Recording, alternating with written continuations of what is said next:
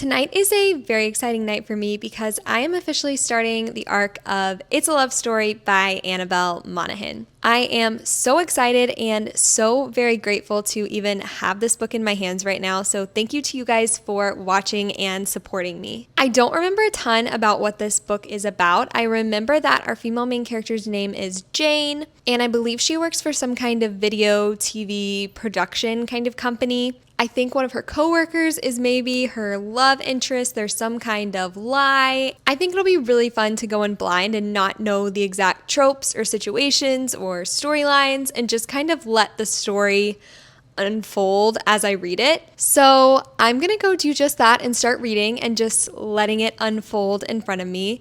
And once I get my bearings a little bit more, I will give you guys a proper synopsis so you guys will know a little bit more about what the book is about and where we're going.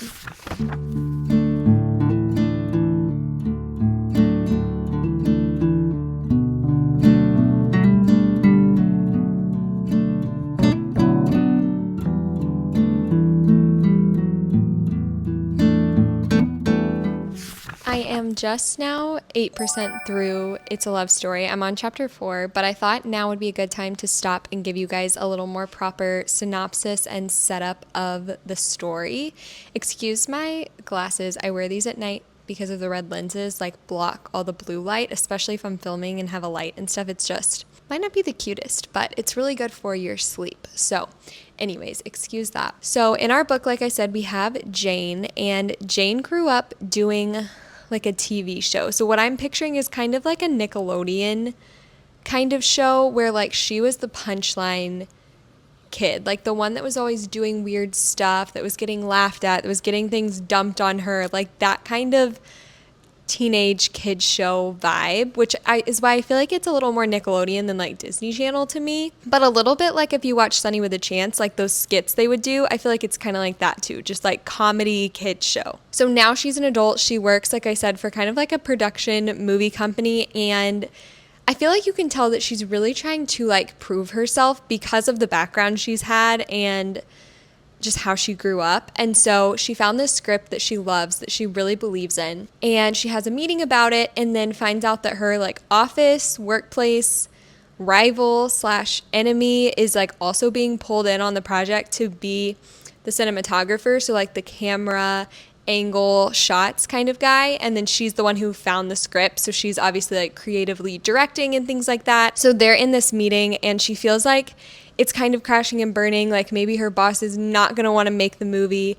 And so she says, I know Jack Quinlan, who is this famous like singer songwriter guy that she did know back in high school when she was like 14, but hasn't spoken to him since. And so that's kind of where I am in the story now, and I feel like that's the setup, and now this is where you're really getting into the story of like, we've met the love interest, it's kind of a rivals enemies workplace situation right now, and then we know that she told this lie and we've got to figure out how to get out of it. So if we were in like high school English class, we got like the setting and all of that, and we're like getting the rising action of the lie, and now we're like headed up to the rest of the story. So I'm excited. I so love Annabel Monaghan's writing style. Like I've already highlighted some like metaphors and just details she uses and just the way that she explains and like writes things. I just think it's so lyrical and interesting and different, and I just really enjoy the way that she writes. Like I said, I'm only 8% in, so I really just wanted to update you guys, giving you a little bit more of an overview of what the book is about. So I think that's all I have to share right now, but I'm going to keep reading, probably go to bed soon, hence why I'm wearing the scary red glasses, and I will talk to you guys whenever I have another update.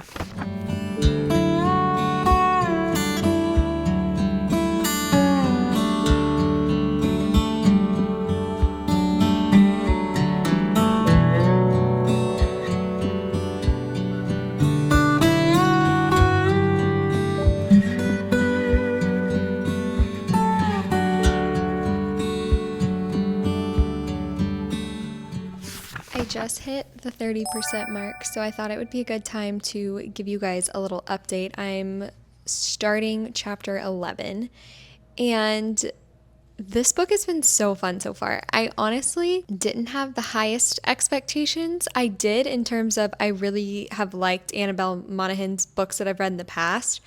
But in terms of this book involving some workplace stuff and seeming like it was more of like a rivals, enemies to lovers situation, both of those things are like not normally my favorite kind of tropes. So I wasn't quite sure how this would play out and if I would enjoy it a ton. But so far, I am enjoying it. So the story starts out in Los Angeles. That's where they work together, which makes sense, working in like film, movies, things like that. But then in the course of the book, by where we are now, they go to Long Island, which I think is where all of her like summer romances are set. There's definitely some forced proximity going on, which I think always helps escalate a romance and just allows you to see the main characters together more, which I think is really important in a romance, to see their connection develop and see their banter and things like that. The main thing though that I have noticed from reading this first 30% is just how much I enjoy Annabel Monaghan's writing style. Like, she's just so witty, and the way that she describes things is really simple but also very imaginative, and you can picture it, and she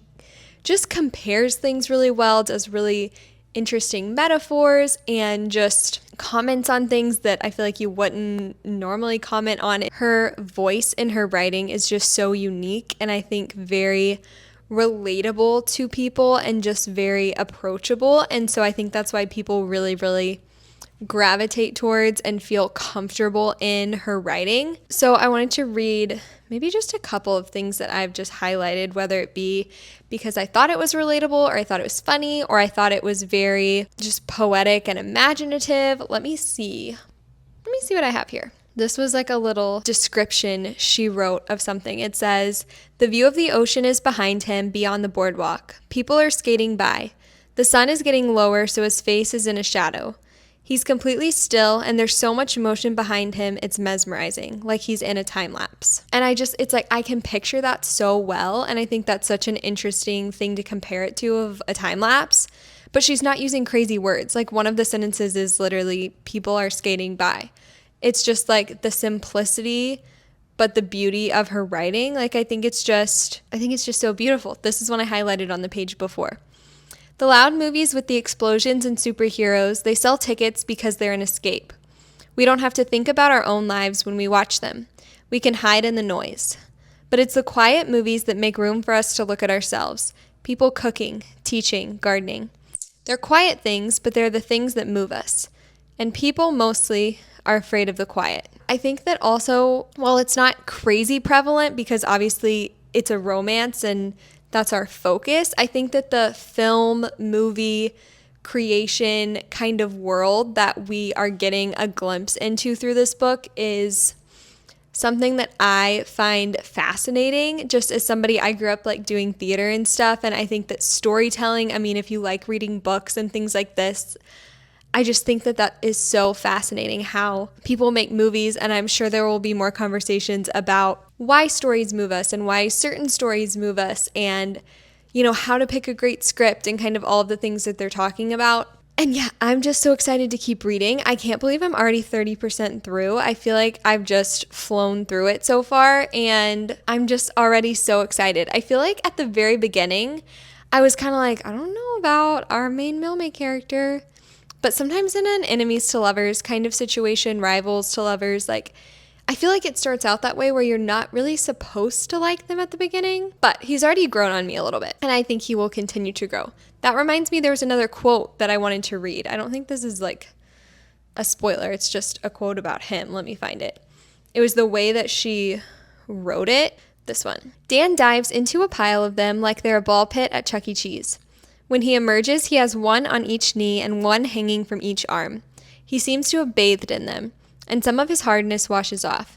He catches me noticing and quickly lowers the two on his arms to the ground." Like, he seems to have bathed in them, and some of his hardness washes off. So, like, he's with, like, kids, like his nieces and nephews, and like he seems to have bathed in them and it washes some of his hardness off. Like that just kind of writing and cleverness and just things that you would like never think of. I just think that her writing and her voice in her writing is so unique, like I said, and I just really enjoy reading her books. So that's my probably long-winded update for now, and I am going to get back to reading, and I will let you guys know my thoughts as I continue.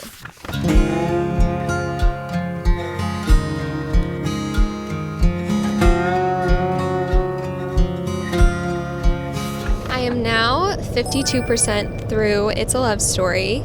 If you can't tell, I'm in the car. We're not at home anymore. We're on a little road trip for a friend's wedding, so we're down in Tennessee this weekend, and I'm still really enjoying this book. I feel like I have a lot of the same thoughts that I had the last time I gave you guys an update, which I think was around 30-something%. I still just really, really love Annabel Monaghan's writing style.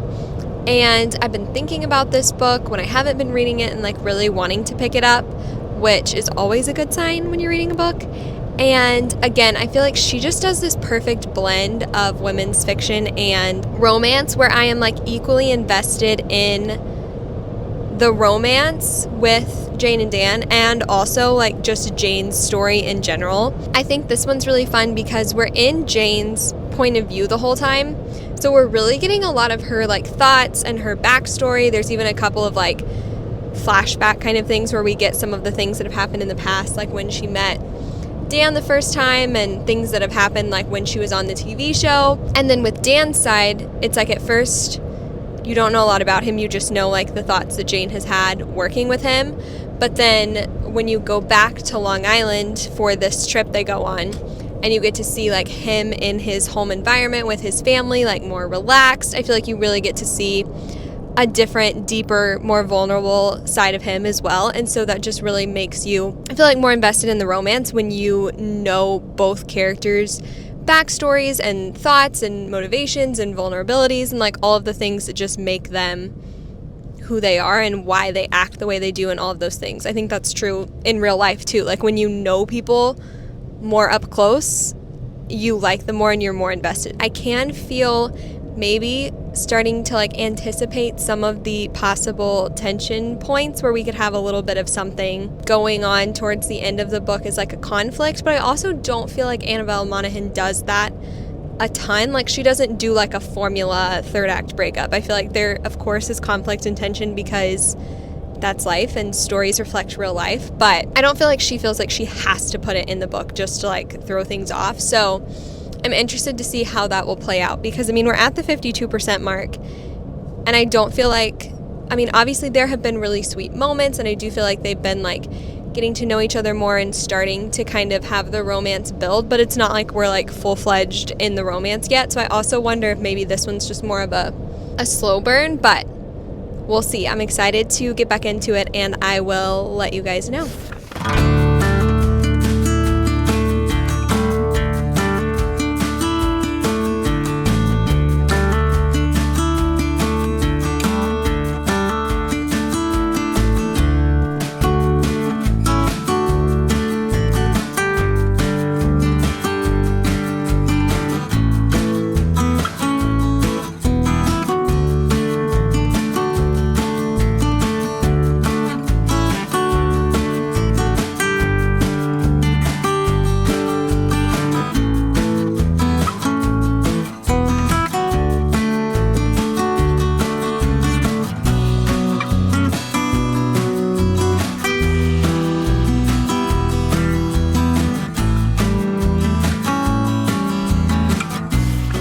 A little scenery change. Is this not so pretty? This is where we're having the wedding that we're in town for tonight, and it's not beachy, which would be better for this specific reading vlog, but it's just so pretty, so I had to use it as my background. For a little reading update, I'm 73% through It's a Love Story. I'm on chapter 27 now, and this, I know I just said this isn't the perfect beach scenery, but this book is such a perfect beachy book. There's like bike rides to the small town and they go to beach days and they did like a bonfire on the beach and just so many like fun beachy things that it's just perfect. And I feel like it's a perfect length to just like binge on a beach day or by the pool or whatever. And it would just be so perfect for that. I also think I said the last time I updated you guys that the romance wasn't like there a ton yet. We were just getting like breadcrumbs, but I feel like right after I said that, it picked up like a ton, which has been really fun to like really see their romance progress. I mean, getting caught together in like a thunderstorm, very cute. I will say, I think I remember when I read some of the reviews, the people said that this book wasn't quite as like closed door as they wanted it to be. Like they would have wanted to close the door a little bit sooner. And I'm understanding that just after reading like the last couple chapters. So I'll definitely give you guys like an updated spice considerations thing at the end, but I just wanted to go ahead and note that here. And I guess the last thing I'll say for this update right now that I really love is Jane's character and like the way that she grew up on a TV show, like pretending and acting. And she's kind of carried that a lot into her personal life and her dating life and things of just like pretending and acting and feeling more comfortable in like a character's skin, I guess, than like her own skin. And I think that's really relatable. And I think that even if you didn't like grow up as a childhood actor, like we all can act. And like I know I've done that where it's like I can feel more comfortable like in a persona or a character or putting on a facade of something than just like being yourself. And I think that like her character growth through that is really relatable and fun to read about because I think it's something that like all of us can experience and can relate to. I think it's also just really sweet to see her with Dan and with Dan's family and see how he like helps her feel comfortable as herself to be herself and be accepted and loved like as she is. And yeah, I think it's just really sweet. So maybe I have like 20% left. So I'm excited to just keep reading and continue and see how the story kind of continues to unfold and then wrap up. And if they get their movie made, there's so many kind of things to still figure out. I still feel like there's some tension with him and his brothers to figure out what's going on exactly and just some different things. So I'm excited to kind of see how this all wraps up at the end, but still really enjoying it. Again, a perfect beach read, and yeah, I'm just having so much fun. For now, I'm gonna go put all of this away and get into wedding mode for tonight, and I will see you guys tomorrow.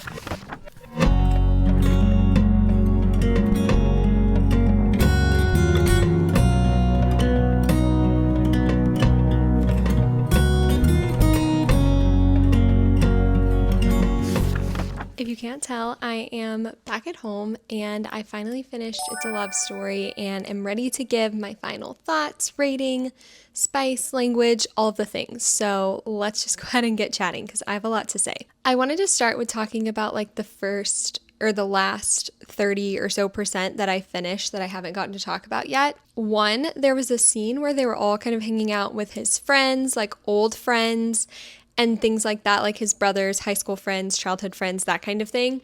And they were kind of giving him a hard time about like his work and things he's done and stuff. And she was like jumping in, like singing his praises, like not that he needed defending, but just like praising him, encouraging him, like in front of his friends, like defending him in front of them. And that was just so sweet to me. Secondly, there's just so many quotes in this book, and I'll probably read some in a minute, but especially in the last 30%, I feel like it just got, because that's where maybe it's a little more reflective and she's tying some of the themes and like lessons together and the characters are learning things, and her writing is just so metaphorical and beautiful, but yet simplistic, and it's just her unique writing voice, and it's so, so fun and beautiful to read. And the last thing from the last part of the book is that I felt like there was like a typical kind of third act breakup in this story. I mean, I'm not going to say that I like that because nobody likes there to be like something go wrong, but I felt like what happened in the story was very realistic and like authentic for the characters and the struggles that we see them go through and the relationship that we see them developing, if that makes sense. Like, I don't feel like it came out of left field, at least for me. It felt very much like a genuine reaction that those two people might have in that situation. Like, I was like, oh, I could see that, like, I might do that in that situation if I were her. Yeah, I feel like if there's going to be a conflict like that, I want it to feel like something that would actually happen and not something that they just like pulled out of the air to add some conflict at the end of the book. And I personally felt like this was very genuine to the characters and the imperfections that we saw in them while we were reading the book. So now to give my final thoughts on like the book as a whole. So first of all, I felt like the pacing was really good in this book. I feel like the story flowed really well from LA to when they went back to Long Island to all of the events that happened. Like I feel like it had a very good pace where things were moving, but we also got great descriptions. We got to know the characters, all of the things that you want in a romance book. I also feel like this is a great beach read because again, it flows really well. It's fast-paced and quick. It's a really great romance and it is beachy. There's bike rides to the small town and there's a bonfire on the beach. I actually have a description that I saved, I think here, of when she was writing about them like at the beach, and it was really pretty the way she wrote it, so I thought I would read it. It says, "Someone's dug a big pit and started a fire and put a huge galvanized steel tub in there. People are standing around the pit in the last of the evening light, and I have a sense that I am watching a commercial for something that I want to buy. There's an ease to the group as they stand around shoeless and talking." And it's just descriptions like that. And I love that she says, like, I have a sense that I'm watching a commercial for something I want to buy. Like saying that about just people like hanging out, having a bonfire, barefoot on the beach. Like those are the kind of things that she writes that are just like things that you might never think about to connect or compare something to or whatever, but it's just so perfect the way that she does it. The main thing I loved overall about this book is that the characters felt, to me, just so authentic and real, and that made their love feel very authentic and real to me. I felt like they had really well fleshed out backstories. Like I felt like the characters had a lot of depth. Like they felt thick to me. They felt like there was a lot there that I knew about, and that made me, I think I said this earlier, like when you know someone more, it's hard to not like them or not understand them when you see them up close. And that's how I felt about these characters, because we knew them so well and we knew their struggles and they were vulnerable with the reader, but with each other in the book and things like that. It's like you just rooted for them even more. I also really loved Dan's family, which is who they spend a lot of time with in the book. They call them the mob, which I think is so funny. There's just like a lot of them.